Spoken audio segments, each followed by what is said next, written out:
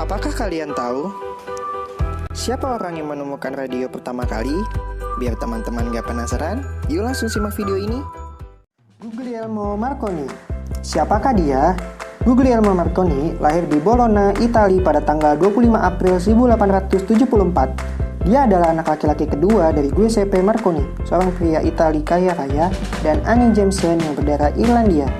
Dia menyelesaikan pendidikannya di Livorno. Guglielmo Marconi adalah seorang insinyur listrik Italia dan peraih hadiah Nobel pada tahun 1909. Dia terkenal setelah mengembangkan radio. Marconi meninggal pada tanggal 20 Juli 1937 di Roma, Italia. Apa jasanya? Pada tahun 1895, Marconi berhasil menciptakan seperangkat radio yang dapat mengirim suara.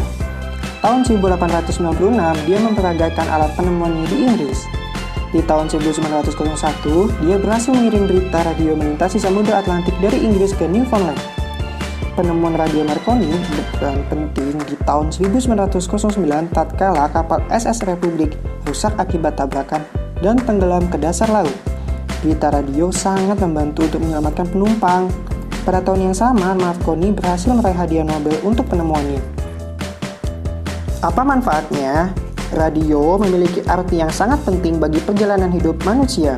Marconi tidak menemukan televisi, namun penemuan radionya merupakan pembuka jalan penting bagi televisi. Hasil penemuan Marconi memiliki makna teramat penting dalam dunia modern. Radio bermanfaat untuk pengiriman berita, untuk hiburan, untuk keperluan militer, untuk pendidikan ilmiah, untuk tugas-tugas kepolisian, dan lain-lain. Informasi yang disampaikan lewat radio bisa mencapai kapal di lautan, pesawat yang sedang mengudara, bahkan pesawat ruang angkasa.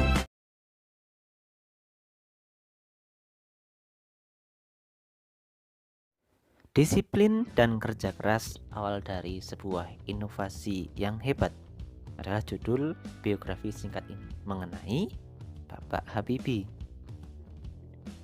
Beliau lahir di Parepare, Sulawesi Selatan pada tanggal 25 Juni 1936. Beliau adalah Presiden Republik Indonesia yang ketiga. Kita sudah sepatutnya bangga dengan beliau karena menjadi tokoh bangsa Indonesia yang menggagas tentang inovasi teknologi di Indonesia. Kita akan bahas mulai dari masa kecil beliau. Masa kecil beliau dilalui di Parepare. Sikap hidup disiplin dan kerja keras telah ditunjukkan Habibie sejak kanak-kanak. Ia memiliki semangat tinggi pada ilmu pengetahuan dan teknologi. Ia melanjutkan SMA di Bandung dan prestasinya selalu menonjol, terutama pada pembelajaran IPA dan matematika. Perjuangan keras di perantauan didukung oleh kemauan keras untuk belajar. Selepas SMA, beliau masuk di perguruan tinggi yaitu ITB, Institut Teknologi Bandung. Kemudian mendapatkan beasiswa untuk melanjutkan kuliah di Jerman, jurusan konstruksi pesawat terbang. Beliau bertekad bulat untuk bekerja keras dan harus sukses. Beliau selalu menggunakan musim liburannya dengan bekerja mencari uang untuk membeli buku sebagai pendukung untuk sekolahnya. Tahun 1960, Habibie mendapat gelar diploma di Jerman dengan nilai sempurna. Ia bekerja di industri kereta api Jerman dan berhasil menemukan cara untuk membuat 1000 wagon kereta api berkekuatan tinggi.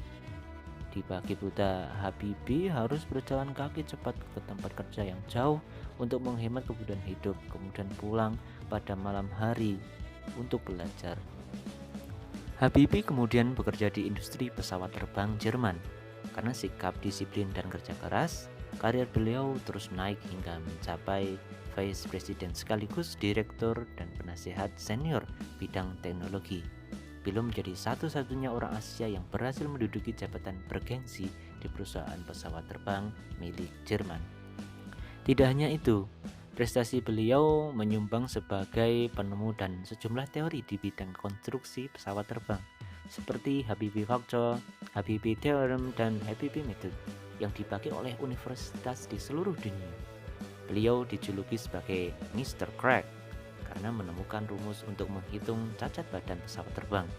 Ia juga menerima banyak penghargaan dan prestasinya diakui sebagai lembaga internasional seperti di Jerman, Inggris, Swedia, Prancis, dan Amerika Serikat, serta menerima penghargaan yang hampir setara dengan hadiah Nobel. Tahun 1976, Bapak Habibie mendirikan industri pesawat terbang pertama di kawasan Asia Tenggara, yaitu PT Nartonio dan industri strategis lainnya. Industri binaan berhasil memproduksi pesawat terbang, helikopter, senjata, amunisi, kapal, tank, panser, water cannon, kendaraan RPPM, kendaraan tempur, dan masih banyak lagi, baik untuk pertemuan sipil maupun keperluan militer. Di tingkat dunia, Bapak Habibie terlibat dalam berbagai proyek desain dan konstruksi pesawat terbang seperti Fokker, pesawat angkut militer, jet eksekutif, Airbus, pesawat angkut, dan masih banyak lainnya. Sudah sepatutnya kita sebagai generasi bangsa mengagumi serta mengidolakan beliau. Mudah-mudahan apa yang didedikasikan beliau bermanfaat untuk bangsa Indonesia. Mari kita pelajari serta idolakan menjadi seperti beliau.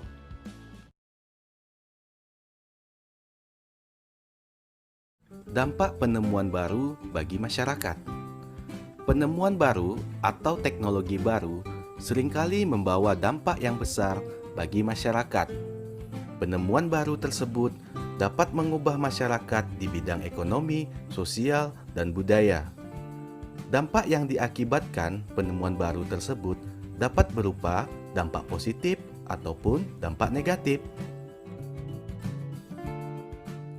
Selanjutnya, dampak penemuan dalam bidang ekonomi. Penemuan handphone Android. Dampak positifnya, pertama, mempermudah penyampaian iklan atau informasi. Yang kedua, mempermudah kegiatan jual beli tanpa perlu bertatap muka.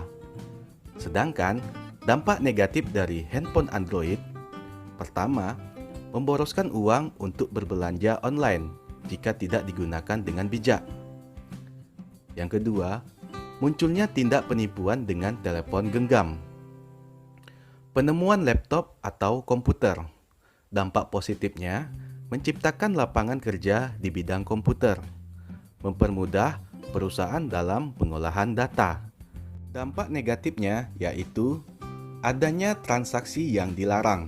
Kedua, mengurangi lapangan pekerjaan di luar bidang komputer. Penemuan angkutan umum mempunyai dampak positif, mempermudah proses distribusi barang, menghemat waktu menuju ke tempat tujuan, dan menciptakan lapangan pekerjaan baru seperti sopir. Dampak negatif dari angkutan umum. Pertama, mengurangi lapangan pekerjaan bagi penyedia alat transportasi tradisional. Kedua, memboroskan bahan bakar jika tidak digunakan dengan bijak. Selanjutnya, dampak penemuan listrik bagi masyarakat. Dampak penemuan listrik di bidang pendidikan yaitu anak-anak dapat belajar dengan mengerjakan tugas dengan baik pada malam hari. Dampak penemuan listrik di bidang sosial dapat melakukan komunikasi jarak jauh dan akses informasi semakin tinggi.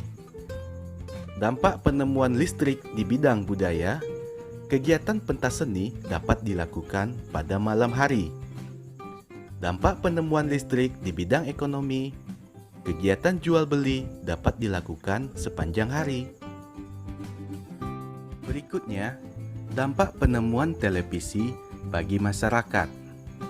Dampak penemuan televisi di bidang pendidikan yaitu para siswa mudah mendapatkan informasi dan pengetahuan.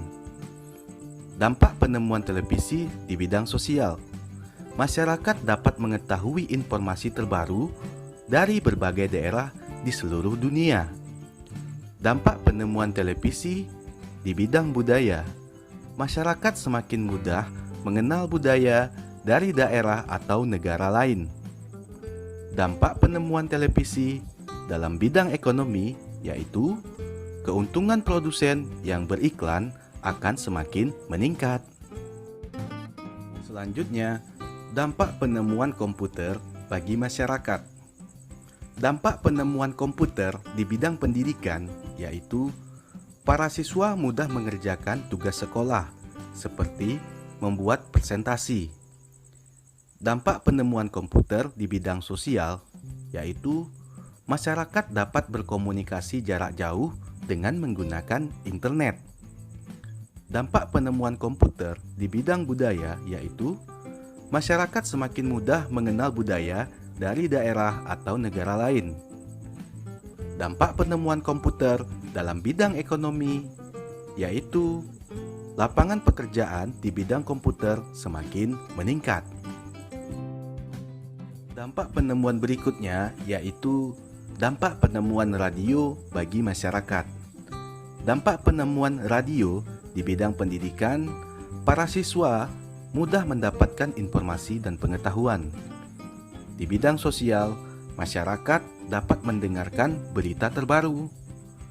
Di bidang budaya, masyarakat semakin mudah mengenal budaya dari daerah atau negara lain. Di bidang ekonomi, keuntungan produsen yang beriklan semakin meningkat.